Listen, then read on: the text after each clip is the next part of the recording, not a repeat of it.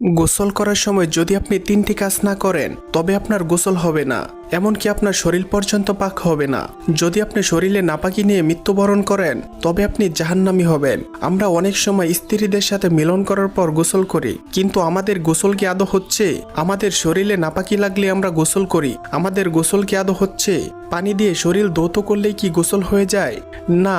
যদি আপনি গোসল করার সময় 3টি ফরজ পালন না করেন তবে আপনার শরীর পাক হবে না, আপনি নাপাকি অপবিত্র রয়ে যাবেন। নাম্বার 1, গোসল করার পূর্বে 3বার কুলি করবেন। কুলি এমনভাবে করতে হবে যাতে পানি গলার ভেতরে প্রবেশ করে। নাম্বার 2, নাকের ভেতর 3বার পানি প্রবেশ করাতে হবে এবং বাম হাত দিয়ে নাকের ময়লা পরিষ্কার করতে হবে। নাম্বার 3, ভালো করে শরীর ধৌত করতে হবে যাতে শরীরের কোনো অংশ ভিজার বাকি না থাকে।